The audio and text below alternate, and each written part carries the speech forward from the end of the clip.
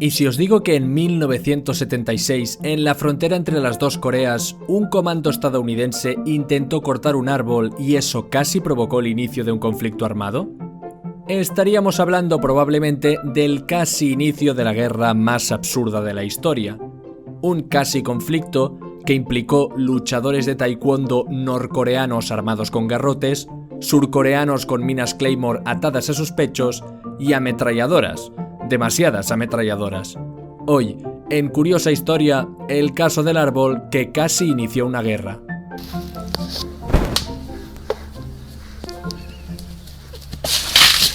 Como muchos sabéis, el 27 de julio de 1953, Estados Unidos y Corea del Norte firmaron el armisticio que dio fin a la guerra entre las dos Coreas. Dicho armisticio fue establecido para asegurar el cese total de las hostilidades y de los actos de fuerza armada en la península de Corea hasta que se alcanzara un acuerdo de paz definitivo. Que por cierto, a día de hoy aún no se ha alcanzado, y por ende, ambas naciones se encuentran técnicamente en guerra. La firma de este armisticio también estableció la actual zona desmilitarizada de Corea, tomando como referencia el paralelo 38 norte. Esta línea entre ambas naciones sirve como frontera, una de las más fortificadas militarmente del mundo. Es lógico que esta zona desmilitarizada, al ser el punto de contacto entre las dos Coreas, haya sido foco de algunos episodios conflictivos cuanto menos curiosos.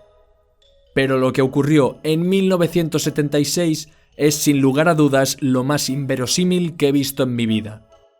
Todo empezó cuando un comando estadounidense trató de talar un árbol que obstaculizaba la visión de un puesto de vigilancia.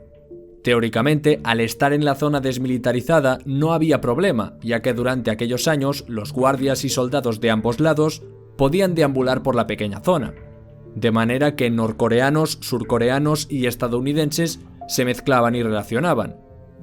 Pero con lo que no contaban los estadounidenses era de quién era ese árbol. El mismo había sido plantado por Kim Il-sung, el líder de Corea del Norte, que era el abuelo del actual líder Kim Jong-un. Y lógicamente no le hacía ninguna gracia que le talaran su árbol. La tala del árbol les llevó varios intentos. En el primer intento, Corea del Norte se opuso, alegando que cualquier trabajo de paisajismo requería permiso de ambas partes. Pero como a los yanquis en picarse no les gana nadie, volvieron a intentarlo otra vez. Pero también acabó en intento frustrado, debido a unas fuertes lluvias. Finalmente, el capitán Boniface, en los últimos días de su despliegue en Corea, decidió monitorear el tercer intento personalmente, y mientras el pelotón se hallaba cortando las ramas, aparecieron un grupo de norcoreanos exigiendo que pararan. Cuando el capitán Boniface los ignoró, y los norcoreanos, que en lo de picarse tampoco les gana nadie, atacaron. Y usándose de palos y hachas que le quitaron a la fuerza a los encargados de la labor de jardinería, golpearon al capitán y al teniente hasta la muerte.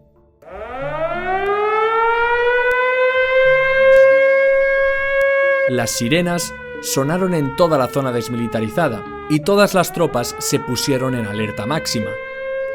Mientras tanto, la noticia llegó rápidamente a Washington D.C., donde el secretario de Estado pidió un ataque contra los cuarteles de Corea del Norte para garantizar, según él, una alta probabilidad de atrapar a las personas que hicieron esto. Mataron a 2 estadounidenses y si no hacemos nada, lo volverán a hacer, dijo en una sesión informativa. Y como ya os he dicho, los yanquis son unos picados, así que idearon un plan para podar el árbol con una demostración masiva de fuerza. Fue designada Operación Paul Bunyan, llamada así por un leñador gigante en el folclore estadounidense y programada para el 21 de agosto. Se fliparon tantísimo que incluso llenaron su propio campamento de explosivos, en caso de que los norcoreanos atacaran e intentaran capturarlo. Y todo por un maldito árbol. Es que de verdad, no entiendo cómo no nos hemos extinguido ya.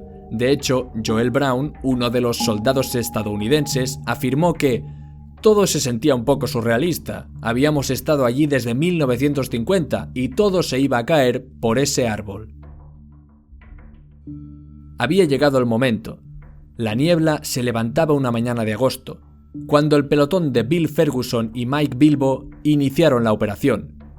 Su camionero dio marcha atrás en el puente sin retorno para bloquear el cruce, y los hombres salieron armados solo con pistolas y mangos de hacha.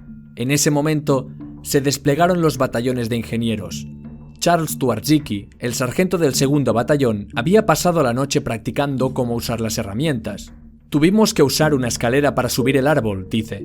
Teníamos a alguien detrás de la cabina del camión cortando una rama y yo cortando otra. Su motosierra estaba muy cerca de mi cabeza. Mientras los ingenieros cortaban, sus tropas veían a las fuerzas norcoreanas llegando en camiones y autobuses. En ese momento empezó la tensión, porque mientras los ingenieros iban talando el árbol, los norcoreanos iban instalándose en sus ametralladoras. De la misma forma lo hicieron los estadounidenses. Algunos surcoreanos incluso se habían atado minas Claymore a sus pechos y sostenían los detonadores en sus manos, mientras incitaban a los norcoreanos a atacar. Y en medio de aquel espectáculo de posible fuego cruzado, un árbol, 2 ingenieros y sus respectivas motosierras.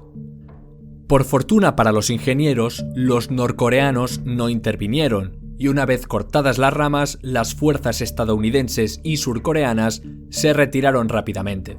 Sin embargo, las tropas de la zona desmilitarizada permanecieron en alerta máxima después de la operación, pero pasaron las semanas y finalmente los hombres pudieron volver a su rutina habitual, acabando así como una simple anécdota que nos vuelve a demostrar hasta qué punto puede llegar la estupidez humana.